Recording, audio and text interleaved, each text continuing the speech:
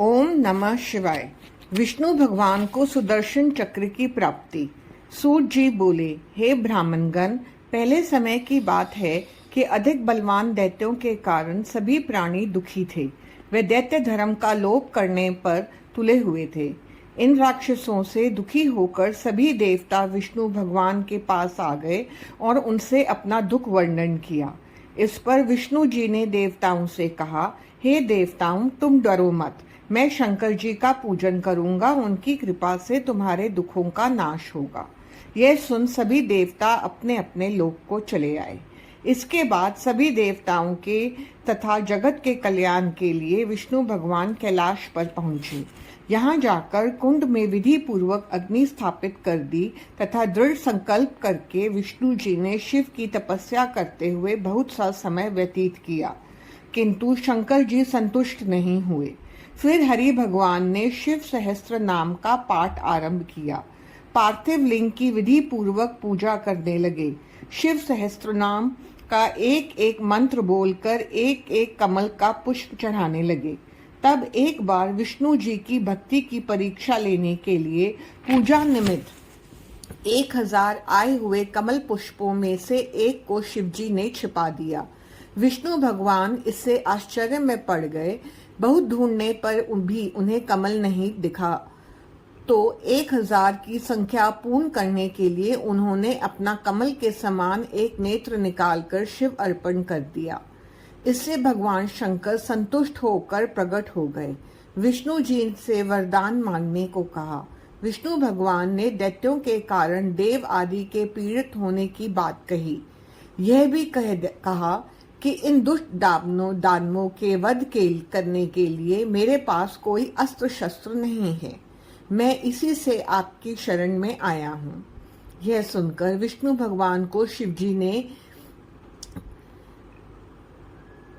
एक दिव्य तथा चमकता चक्र प्रदान किया, जो सुदर्शन चक्र कहलाता है। इसी सुदर्शन चक्र से विष्णु भगवान ने दैत्यों का वध किया तथा जगत का कल्याण किया। ये शिव सहस्त्र नाम का फल। यह विष्णु जी द्वारा कथन किया हुआ सहस्त्र नाम स्तोत्र का फल महान है।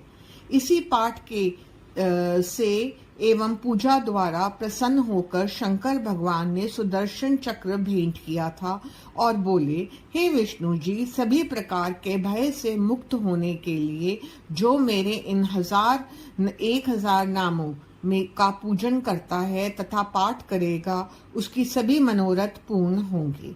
आपके सभी मनोरथ सफल होंगे। यह सुदर्शन चक्र भी तुम्हें भय युक्त करेगा। इसे धारण करो। जो पुरुष प्रातः काल उठकर मेरा पूजन करके खड़े होकर मेरे इन 1000 नामों का पाठ करेगा, उसे सभी सिद्धियां प्राप्त होंगी। हे विष्णु जी, तुमसे मैं बहुत प्रसन्न हूँ। कोई वरदान मांगो। विष्णु जी बोले, हे स्वामिन, इस दास पर आपकी कृपा बनी रहे। मैं आपकी भक्ति में सदैव लगा रहूं। यही मेरा वरदान दीजिए। शिव भक्तों की कथा।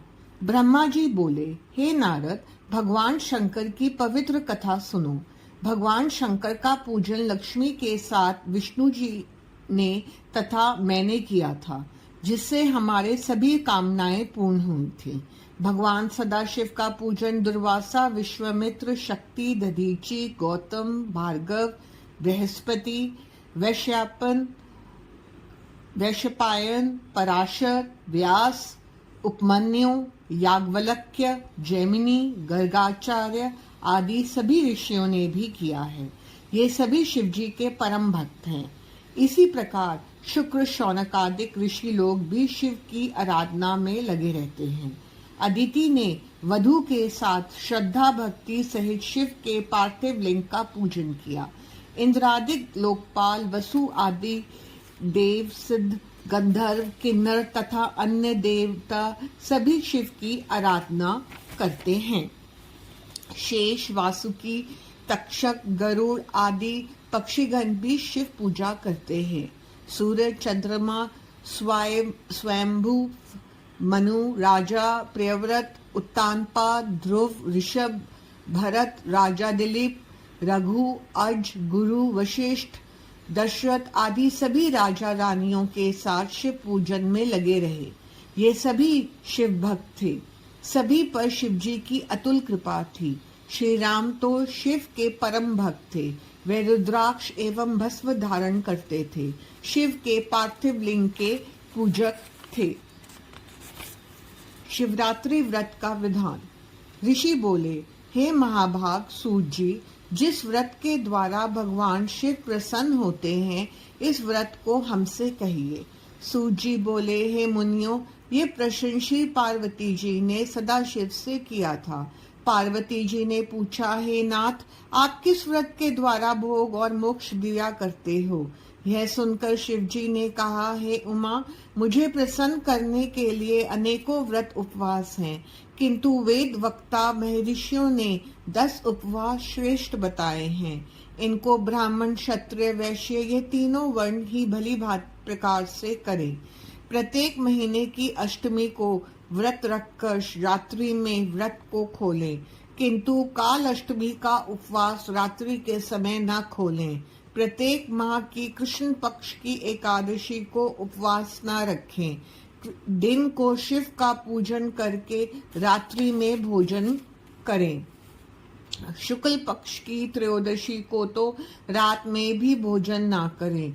शुक्ल पक्ष की त्रयोदशी के व्रत में रात के समय ही भोजन करें, किंतु कृष्ण पक्ष की त्रयोदशी व्रत में रात भर निराहार रहे। ये सभी उपाय अपनी सामर्थ्य के अनुसार शिव भक्तों को करने चाहिए। इन सभी व्रतों में शिवरात्रि का व्रत सबसे श्रेष्ठ कहा गया है, उसका फल अधिक है। उमें इस शिवरात्रि के व्रत का नियम सुनो। प्रातः काल उठकर यथाविधि नित्य कर्म करके शिव मंदिर में पहुँचे। वहाँ शिव को प्रणाम करके विधि पूर्वक शिव का पूजन करें। फिर शिव जी से प्रार्थना करें, हे नीलकंठ, मैं चाहता हूँ कि आज शिवरात्रि के व्रत उपवास को धारण करूं, अतः आपकी कृपा से मेरी इच्छा पूर्ण हो, उसमें कोई विघ्न न आवे। काम, क्रोध आदि शत्रु मेरा कुछ न बिगाड़े। मेरी भली भांति आप रक्षा करें। यह कहकर शिव जी के सामने प्रतिज्ञा संकल्प करें। रात्रि में सभी पूजन सामग्री रखकर शिव मंदिर में पहुंचे।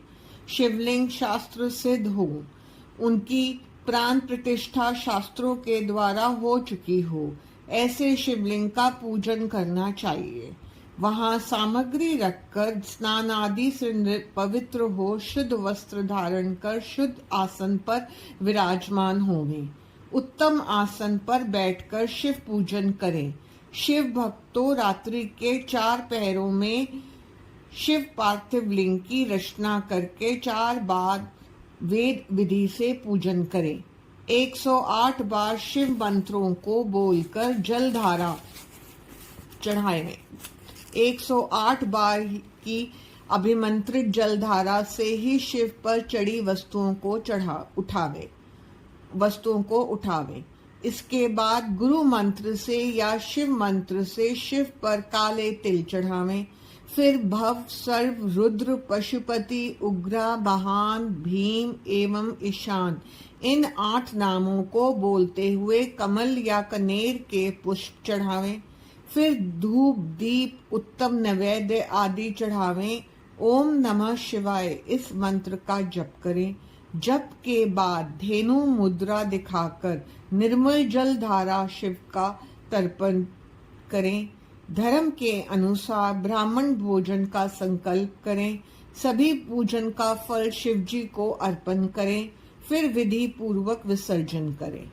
पहले प्रहर में किए इस पूजन के अनुसार ही दूसरे प्रहर में भी शिव जी का पूजन करना चाहिए। इसमें 216 शिव मंत्रों में जलधारा चढ़ावें। हर एक मंत्र 2 बार बोले। बेल फल आदि चढ़ावें। खीर का नैवेद्य चढ़ावें। तीसरे पहर में प्रथम पहर के समान करें। इसमें केवल जौ के स्थान पर गेहूं हो और पुष्पों में आक के पुष्प हों। अनेक प्रकार के धूप दीप नैवेद्य चढ़ाकर कपूर की आरती करें। यथाशक्ति ब्राह्मण भोजन आदि का संकल्प करें। चौथे प्रहर में शिव का आवाहन करके उड़द, कंगनी, मूंग, सातों धातु अथवा शंख, फूल एवं बिल्व पत्र आदि से विधि पूर्वक पूजन करना चाहिए। पके फल ऋतु के अनुसार फल अनंत में नैवेद्य अर्पण करें।